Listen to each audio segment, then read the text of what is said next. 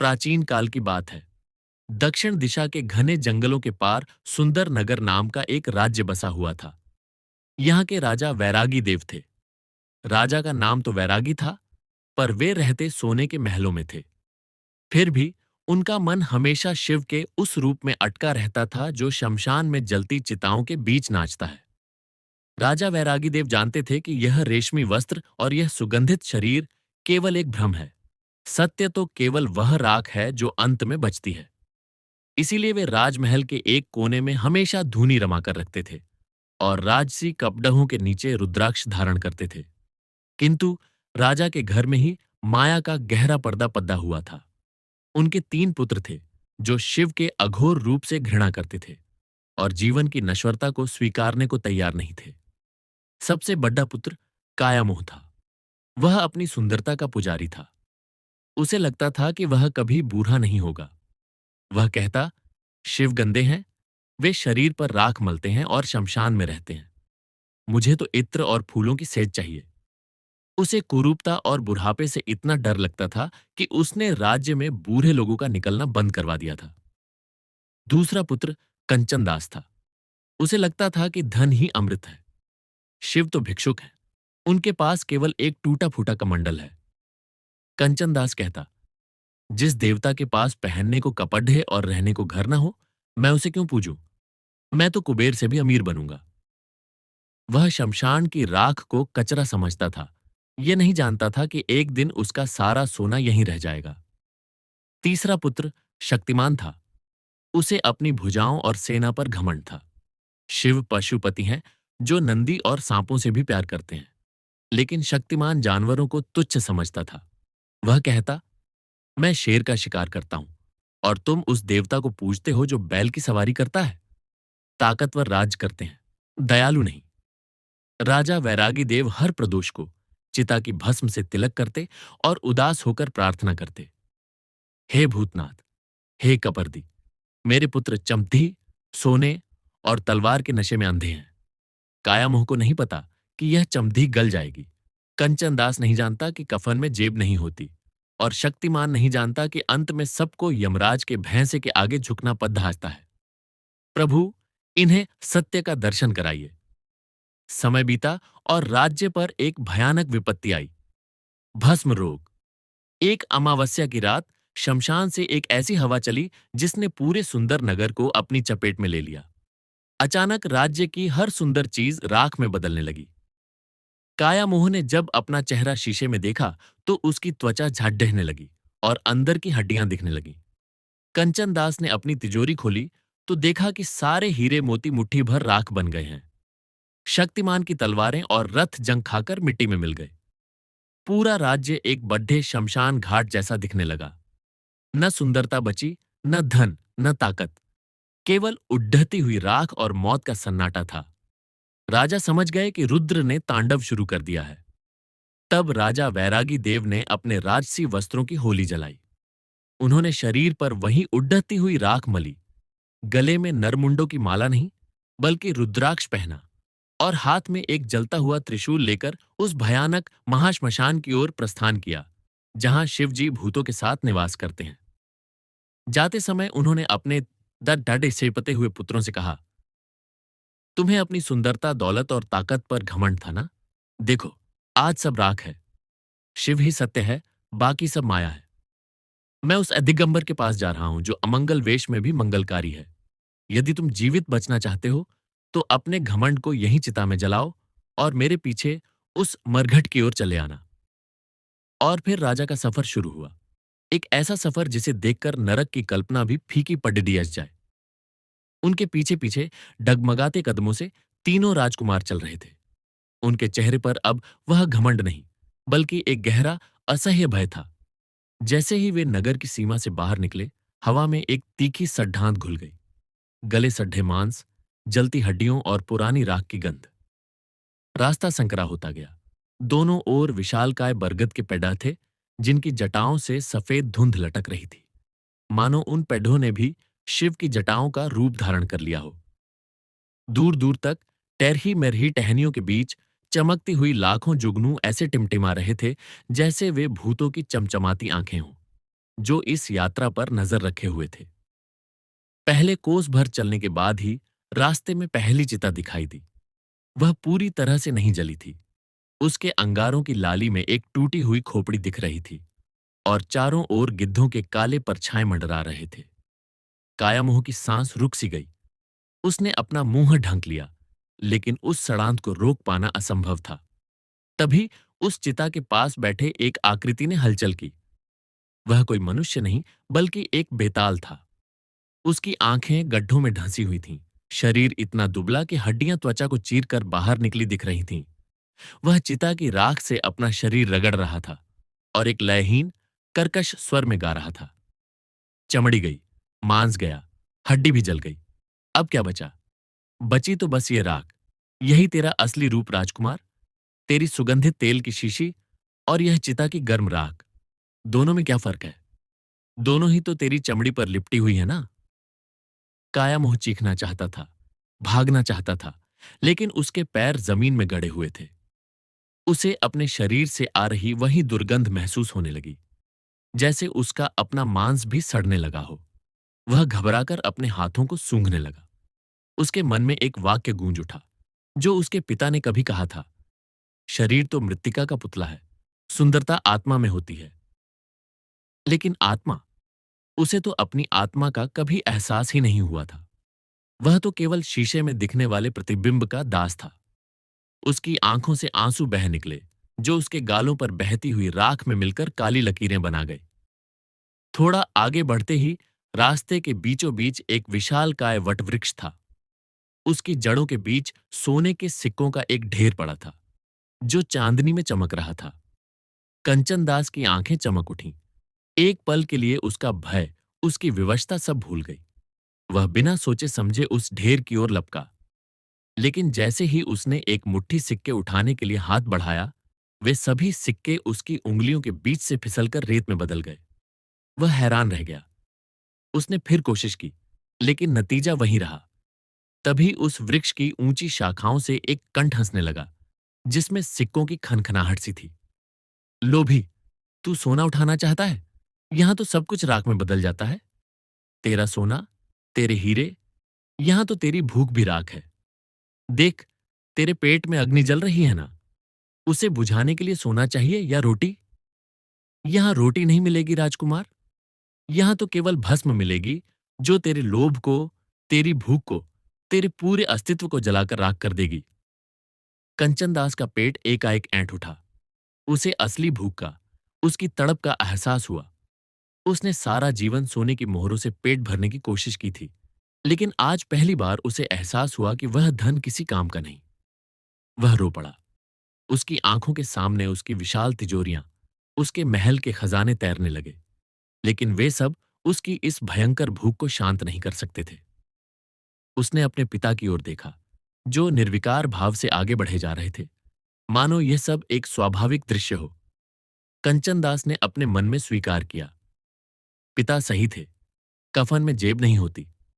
इसी बीच शक्तिमान अपने भाइयों की इस दुर्दशा को देखकर कुछ बेचैन हो रहा था। उसे लगा कि यह सब कोई जादू टोना है, कोई भ्रम है। उसने अपनी मुट्ठी बांधी। भले ही उसकी तलवार नहीं थी, लेकिन उसकी बाहों में अभी भी वही शक्ति तो थी। वह चिल्लाया, दिखाओ अपने आप को। जो भी हो, सामने आओ। मैं तुम्हें मेरी ताकत दिखाता हूं। उसकी गूंजती हुई आवाज जंगल में खो सी गई। जवाब में केवल एक सरसराहट हुई। एक छोटा सा काला बिच्छू, जो एक पत्थर के नीचे से निकला था, तेजी से उसके पैर की ओर बढ़ा। शक्तिमान ने उसे देखा और घृणा से पैर पटककर उसे कुचलना चाहा, लेकिन बिच्छू उससे भी तेज था। उसने एक चुभनदार डंक शक्तिमान की एड़ी में मार दिया। एक पल में वह अजेय महसूस करने वाला राजकुमार जमीन पर लुढ़क गया। एक छोटे से कीट के जहर ने उसकी सारी शक्ति, उसका सारा अहंकार निचोड़ दिया। वह दर्द से तड़पने लगा। उसकी मजबूत बाहें अब उसे सहारा देने में असमर्थ थीं। उसकी आंखों के सामने उसके शिकार किए हुए शेर, उसके जीते हुए युद्ध सब धुंधले होते गए। उसने देखा कि चिता के पास वह बेताल अब उसकी ओर देखकर मुस्कुरा रहा था। उसकी आवाज फिर सुनाई दी, तलवार से क्या होगा राजकुमार? यमराज की दंडनी तलवार से भी तेज है क्या? तेरी सेना कहाँ है अब? तेरे रथ कहाँ हैं? एक बिच्छू के आगे ही तो धराशायी हो गया। शिव तो पशुपति हैं। वे इस बिच्छू को भी, उस सांप को भी, उस शेर को भी अपने अंग की तरह धारण करते हैं। तूने तो उनकी संतानों को ही मारकर अपना घमंड पाला था। आज देख ले तेरी ताकत का असली रूप। तीनों पुत्र अब टूट चुके थे। उनका अहंकार, उनका भय, उनकी पीड़ा, सब एक विचित्र शून्यता में बदल रहा था। वे विवश होकर लगभग रेंगते हुए अपने पिता के पीछे चल पड़े। राजा वैरागी देव ने पीछे मुड़कर नहीं देखा, लेकिन एक गहरी करुणा उनके चेहरे पर उतर आई। वे जानते थे कि यह पीड़ा ही उनके उद्धार का प्रथम सोपान है। अब जंगल और भी घना होता जा रहा था। हवा में अब केवल राख नहीं, बल्कि एक गहन नाद गूंजने लगा था। एयूएम नमः शिवाय, एयूएम नमः शिवाय। यह नाद कहां से आ रहा था पता नहीं। ये पेड़ों से टकराकर, पत्थरों से उछलकर, हवा में घुलकर चारों ओर व्याप्त हो रहा था। तभी रास्ते में एक विचित्र दृश्य दिखाई दिया। एक प्राचीन पीपल के पेड़ के नीचे एक बूढ़ा अघोरी बैठा था। उसके शरीर पर कोई वस्त्र नहीं था, बस भस्म लपेटी हुई थी। उसके सामने एक धूनी जल रही थी, लेकिन उसमें लकड़ियां नहीं, बल्कि सूखे हुए सांप, बिच्छू और कंकालों के टुकड़े जल रहे थे। उसकी आंखें बंद थीं और वह एक खोपड़ी में से कुछ पी रहा था। काया मोह की घृणा फिर उमड़ आई, लेकिन अब उसमें पहले जैसा तीखापन नहीं था। राजा वैरागी देव उस अघोरी के सामने जाकर रुक गए और सिर झुकाकर प्रणाम किया। अघोरी ने आंखें खोलीं। उन आंखों में अनंत आकाश का शून्य और अनगिनत जन्मों का ज्ञान झलक रहा था। राजन, अघोरी ने कर्कश स्वर में कहा, तू तो शिव का भक्त है, फिर यह चमकदार कवच पहने क्यों घूम रहा है? और ये तीनों कौन हैं? इनके चेहरे पर मौत का भय और जीवन का मोह एक साथ क्यों नाच रहा है? राजा ने विनम्रता से कहा, बाबा, यह कवच तो अब जल चुका है, और ये मेरे पुत्र हैं, जिन्हें महाकाल ने स्वयं आमंत्रित किया है। अघोरी एक तीखी हंसी हंसा। हाँ, हाँ, महाकाल का आमंत्रण, कोई नहीं बच पाता इससे। देखो, ये खोपड़ी। उसने वह खोपड़ी उठाई जिससे वह पी रहा था। ये किसकी है पहचानो? ये तुम्हारे पूर्वज राजा मृदंग देव की है, जो अपनी ताकत पर इतना मस्त था कि उसने शिव की पूजा बंद कर दी थी। आज वह मेरे हाथों में है, और इससे निकला अमृत मैं पी रहा हूं। क्या फर्क है तुम्हारे सोने के पात्र और इस खोपड़ी में? दोनों ही तो पात्र हैं, लेकिन इस खोपड़ी ने सत्य देख लिया है। तेरा सोने का प्याला अभी भी माया में डूबा हुआ है। कंचनदास ने कांपते स्वर में पूछा, पर यह सब कुछ नश्वर है तो फिर क्या सत्य है? क्या कुछ भी स्थायी नहीं? वासुकी ने अपना फन हिलाया। सत्य, सत्य वह है जो इन सबके पार है। सत्य वह है जो न जन्म लेता है न मरता है। सत्य वह है जो इन जलती चिताओं में भी अखंड बैठा है। देखो, उस टीले पर। सबने देखा। एक चिता के ठीक बीच में एक कमल का फूल खिला हुआ था, और उस पर एक योगी बैठा था, जिसका शरीर ज्वालाओं से घिरा हुआ था, लेकिन वह अक्षुण्ण था। वह है मार्कंडेय ऋषि। उन्होंने मृत्यु को ही जीत लिया था। जब यमराज स्वयं उनके प्राण लेने आए, तो वे शिवलिंग से लिपट गए। और तब क्या हुआ? शिव प्रकट हुए और उन्होंने यमराज को ही अपने पैरों तले रौंद दिया। क्यों? क्योंकि जो शिव में लीन हो जाता है, उसकी मृत्यु भी मर जाती है। यमराज उसका बाल भी बांका नहीं कर सकते। यही है अमृतत्व का रहस्य। और यह अमृतत्व तुम्हारे धन से, तुम्हारे रूप से, तुम्हारी ताकत से नहीं मिलेगा। यह मिलेगा तुम्हारे अहंकार की मृत्यु से। जब तक मैं है, तब तक मृत्यु है। जब मैं मर गया, तब तुम्हें पता चलेगा कि तुम तो सदा से वही हो। बम भोले। और फिर वासुकी ने एक और गहन रहस्य खोला। तुम्हें पता है काशी क्यों पवित्र है? क्योंकि काशी महाश्मशान है। वहां शिव स्वयं तांडव करते रहते हैं। जो काशी में मरता है, उसे मोक्ष मिल जाता है। क्यों? क्योंकि वहां मरने का अर्थ है सीधे शिव के तांडव में समा जाना। उसकी चिता की अग्नि शिव की तीसरी आंख की ज्वाला बन जाती है। उसकी राख शिव के शरीर की भस्म बन जाती है। वह अलग नहीं रह जाता। पर यह काशी केवल भूमि पर नहीं है, यह तुम्हारे भीतर है। जब तुम अपने सारे मोह, सारे लोभ, सारे अहंकार को जलाकर भस्म कर देते हो, तो तुम्हारा हृदय ही काशी बन जाता है, और तब तुम्हारी मृत्यु भी एक उत्सव बन जाती है। शक्तिमान, जिसका दर्द अब कुछ कम हो गया था, ने पूछा, पर हम जैसे सामान्य लोग, हम तो आर्षि मार्कंडेय नहीं हैं। हम ये सब कैसे प्राप्त कर सकते हैं? वासुकी ने उत्तर दिया, शिव ने कामदेव को भस्म किया था। याद है? कामदेव प्रेम और मोह का देवता था। उसने शिव के तप को भंग करने की कोशिश की और शिव ने उसे भस्म कर दिया। पर बाद में उन्होंने उसे फिर से जीवन दिया। लेकिन अब वह अनंग था, निराकार। यही संदेश है। तुम्हारे भीतर का कामदेव, ये शरीर का मोह, धन का लोभ, ताकत का अहंकार, जब तक है तब तक तुम शिव के निकट नहीं पहुंच सकते। पहले इस कामदेव को भस्म करो, उसे जलाओ, और जब वह भस्म हो जाएगा तो तुम पाओगे कि वही तुम्हारी वास्तविक शक्ति बन गया है, बिना किसी अहंकार के। तब तुम अनंग हो जाओगे, निराकार, और फिर तुम्हें शिव के दर्शन होंगे। अब जाओ, वे तुम्हारी प्रतीक्षा कर रहे हैं। वासुकी का रूप धुंधला पड़ गया और उनकी जगह केवल जलती हुई चिताओं का साम्राज्य रह गया। लेकिन अब तीनों पुत्रों के मन में भय के स्थान पर एक अपूर्व जिज्ञासा, एक तीव्र आकांक्षा जागृत हो गई थी। वे अब भागना नहीं चाहते थे। वे उस तांडव के केंद्र में जाना चाहते थे, उस सत्य को देखना चाहते थे जिसकी झलक उन्हें इन दर्शनों में मिली थी। राजा वैरागी देव ने एक गहरी सांस ली।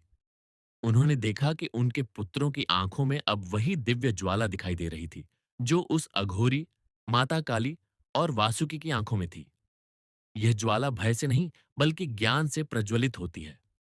वे आगे बढ़े, सीधे उस महाश्मशान के केंद्र की ओर जहां से तांडव का नाद सबसे प्रचंड हो रहा था। जमीन अब जलती हुई अंगारों से भरी थी। हवा में उड़ती राख ने एक ऐसा घेरा बना लिया था मानो वे किसी भयंकर तूफान के चल रहे हों। और तभी सामने एक विराट दृश्य उभरा। एक विशालकाय वट वृक्ष के नीचे, जिसकी शाखाएं आकाश को छू रही थीं और जड़ें पाताल को, एक धूनी जल रही थी। उस धूनी का धुआं सीधा ऊपर उठ रहा था और आकाश में लुप्त हो रहा था। उस धूनी के चारों ओर सैकड़ों आकृतियां बैठी थीं। अर्षि, मुनि, योगी, भूत, गण, सब एकटक उस धूनी के केंद्र में देख रहे थे। और उस धूनी के ठीक सामने एक चट्टान पर वह विराजमान थे, भगवान शिव। लेकिन यह रूप वह नहीं था जिसकी कल्पना राजकुमारों ने की थी। यह न तो भयानक था न सुंदर। यह एक ऐसा रूप था जिसमें सब कुछ समाहित था, भय और कृपा, विनाश और सृजन, रौद्रता और शांति। उनके शरीर पर भस्म लिपटी हुई थी जो चमक रही थी मानो चांदनी हो। गले में एक सर्प लिपटा हुआ था जिसकी आंखें जागृत ज्ञान की तरह चमक रही थीं। जटाओं में से गंगा की एक धारा निकल रही थी और चंद्रमा एक मुकुट की तरह सजा हुआ था। एक हाथ में डमरू था जिससे सृष्टि का नाद निकल रहा था। दूसरे हाथ में त्रिशूल था जो प्रलय का प्रतीक था। तीसरी आंख बंद थी, लेकिन उसके ऊपर एक सूक्ष्म ज्योति झिलमिला रही थी। और उनकी आंखें खुली थीं, लेकिन वे किसी एक बिंदु पर टिकी हुई नहीं थीं। वे सब कुछ देख रही थीं और कुछ भी नहीं। उनमें एक ऐसी शून्यता थी जो सब कुछ समेटे हुए थी। राजा वैरागी देव ने अपना त्रिशूल जमीन पर गाड़ दिया और दंडवत प्रणाम किया। तीनों पुत्र भी बिना किसी हिचकिचाहट के उनके पीछे भूमि पर लेट गए। एक गहरा सन्नाटा छा गया। तांडव का नाद, भूतों का कोलाहल, चिताओं की चटचटाहट, सब एकाएक शांत हो गया। ऐसा लगा जैसे पूरा ब्रह्मांड अपनी सांस रोके उस एक क्षण की प्रतीक्षा कर रहा हो। और फिर शिव बोले। उनकी आवाज न तो पुरुष की थी न स्त्री की। वह एक ऐसा नाद था जो हृदय के भीतर से उठ रहा था।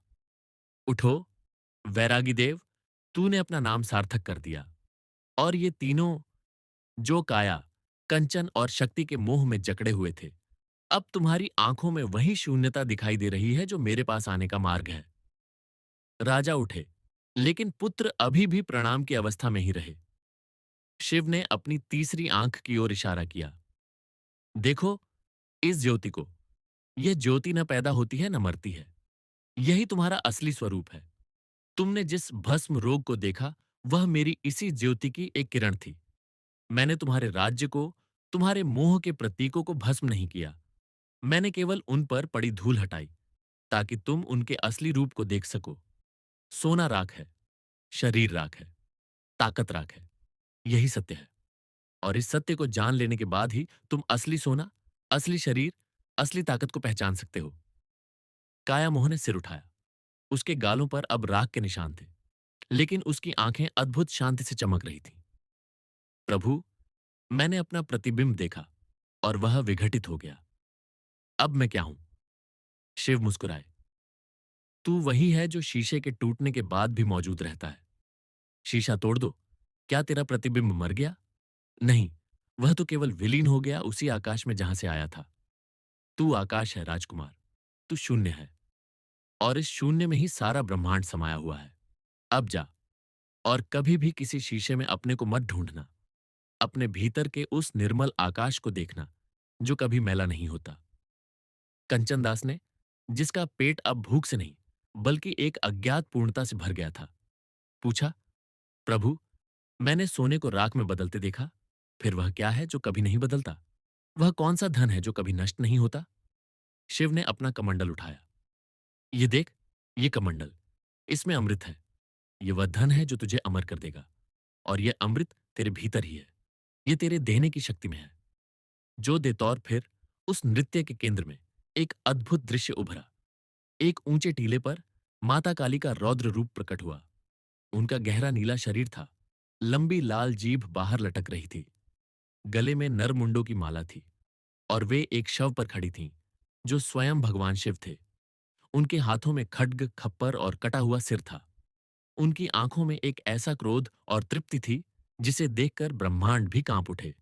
वे जोर जोर से हंस रही थीं, और उनकी हंसी से आकाश के तारे टूटकर गिरते प्रतीत हो रहे थे। हा हा हा! देखो इन मूर्खों को। इन्हें लगता था कि सुंदरता, धन और ताकत स्थायी हैं। आओ, मेरे पास आओ। मैं तुम्हारी सुंदरता को अपनी जीभ से चाट लूं, तुम्हारे धन को अपने खप्पर में भर लूं, और तुम्हारी ताकत को अपने खड्ग से काटकर इस शव के ऊपर बिछा दूं। यही है तुम्हारा अंत, यही है तुम्हारी मुक्ति। तीनों पुत्रों के प्राण सूख गए। वे जमीन पर लेट गए, मानो मृत्यु को ही गले लगाना चाहते हो। लेकिन राजा वैरागी देव आगे बढ़े। उन्होंने माता के चरणों में शीश झुकाया और बोले, जय मां भवानी, आप ही हैं वह शक्ति जो इस ब्रह्मांड को संचालित करती है। आप ही जीवन देती हैं और आप ही लेती हैं। कृपया इन नादान बालकों को क्षमा करें। इन्होंने आपके भयंकर रूप को नहीं पहचाना। माता काली की हंसी रुक गई। उनकी आंखों में क्रोध के स्थान पर एक गहरी करुणा उतर आई। वे बोली, वैरागी देव, तू सच्चा भक्त है। तू जानता है कि मैं केवल विनाश करती हूं, उस मैं का विनाश जो जीव को बांधता है। ये तीनों अभी भी अपने मैं से चिपके हुए हैं। इनका मैं ही इनकी चिता है। जब तक यह मैं जलेगा नहीं, तब तक यह शिव शव पर नहीं लेट सकते। पर तूने इन्हें मेरे दरबार तक पहुंचा दिया है। अब यह महाकाल की कृपा है। आगे जाओ, वह तांडव कर रहे हैं। उनके नृत्य में ही तुम्हारा उत्तर है। और फिर माता काली का रूप धुंधला पड़ गया, और उसके स्थान पर एक विशाल नाग दिखाई दिया, जो अपने फन उठाए हुए था। यह वासुकी नाग थे, जो शिव के गले का आभूषण है। उनकी आंखें ज्ञान की ज्वाला से जल रही थीं। उन्होंने फुफकार की आवाज में कहा, सुनो, मृत्यु भयग्रस्त मनुष्यों, मैं वासुकी हूं। मैंने अनंत काल से महादेव के कंठ को सुशोभित किया है। मैंने वह सब देखा है जो तुम नहीं देख सकते। तुम मृत्यु से डरते हो? मैं तुम्हें बताता हूं मृत्यु का रहस्य। देखो, ये श्मशान, ये चिताएं, ये सब एक महान भ्रम है। शिव हर पल तांडव कर रहे हैं, और हर पल सृष्टि की रचना भी कर रहे हैं। मृत्यु नाम की कोई चीज नहीं है। यह केवल एक परिवर्तन है, एक वस्त्र का बदलना है। जैसे मैं अपनी केंचुली उतारता हूं और नया रूप धारण करता हूं, वैसे ही आत्मा इस शरीर रूपी केंचुली को उतार कर नया शरीर धारण करती है। काया मोह ने, जो अब तक अपने शरीर के विघटन से भयभीत था, हिम्मत करके पूछा, पर यह पीड़ा, इस शरीर को जलते हुए, गलते हुए देखने की पीड़ा? वासुकी हंसे। पीड़ा? पीड़ा तो तब है जब तुम इस शरीर को ही अपना समझने लगते हो। तुम एक आकाश में उड़ने वाले पक्षी हो, जो अपने पिंजरे से इतना प्यार करने लगा है कि उसने आकाश को ही भुला दिया है। पिंजरा टूटने पर वह पीड़ा नहीं, मुक्ति महसूस करता है। तेरा शरीर तेरा पिंजरा है राजकुमार, और यह भस्म रोग, यह तेरे पिंजरे की जंग है जो उसे तोड़ रही है। शिव की कृपा से ही यह जंग लगी है, नहीं तो तू सदा इसी पिंजरे में कैद रह जाता। शक्तिमान, जो अब भी दर्द से कराह रहा था, बोल उठा, बाबा, ये बिच्छू का जहर, मुझे बचा लो। अघोरी ने उसकी ओर देखा और फिर हंसा।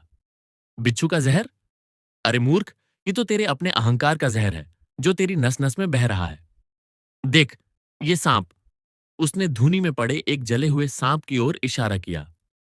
इसने भी कभी डसा था, लेकिन जब शिव ने इसे अपने गले का आभूषण बना लिया, तो इसका जहर भी अमृत बन गया। तू भी अगर उस विषधर के गले का हार बनना चाहे, तो तेरा जहर भी खत्म हो जाएगा। पर पहले तुझे यह स्वीकार करना होगा कि तू भी एक विषधर है, अपने घमंड के जहर से भरा हुआ। और फिर अघोरी ने उन तीनों को घूरते हुए कहा, तुम तीनों अलग अलग रोगों से ग्रस्त हो। एक को दर्पण रोग है, अपने प्रतिबिंब से प्यार है। दूसरे को स्वर्ण ज्वर है, चमकती वस्तुओं का भूत सवार है। तीसरे को मांसपेशी गर्व है, अपनी हड्डी मांस की शक्ति पर घमंड है। पर यहां इस महाश्मशान में इन सब रोगों की एक ही दवा है, भस्म। वह भस्म जो तुम्हारे अहंकार को, तुम्हारे मोह को, तुम्हारे सारे बंधनों को जलाकर राख कर दे। तुम्हारे पिता ने तुम्हें सही रास्ते पर लाया है। आगे बढ़ो, महाकाल की धुनी तक पहुंचो। वहां तुम्हारे सारे रोग जलकर भस्म हो जाएंगे। बम भोले। अघोरी फिर अपनी धुनी में मस्त हो गया। राजा ने फिर प्रणाम किया और आगे बढ़ गए। अब रास्ता और भी भयानक होता जा रहा था। जमीन पर अब हड्डियां बिखरी पड़ी थीं, कहीं मानव खोपड़ियां, कहीं जानवरों के कंकाल। हवा का ताप बढ़ गया था, मानो वे किसी विशाल चिता के निकट पहुंच रहे हों। तभी दूर से एक ज्वलंत प्रकाश दिखाई दिया, और उसके साथ ही एक ऐसा नृत्य लय सुनाई दिया जिससे हृदय की गहराई तक थर्राहट पैदा हो रही थी। यह तांडव का नृत्य था। वे एक विशाल खुले मैदान के किनारे पहुंच गए थे, जो एक असीम श्मशान घाट था। यहां अनगिनत चिताएं एक साथ जल रही थीं, और उनकी लपटों के बीच असंख्य आकृतियां नाच रही थीं। भूत, प्रेत, पिशाच, डाकिनी, योगिनी। उनके शरीर टेढ़े मेढ़े थे, आंखें लाल थीं, और वे एक ऐसे राग में लीन थे जो मृत्यु का संगीत था। और इस प्रकार सुंदर नगर के तीनों राजकुमारों ने उस महाश्मशान की धूनी के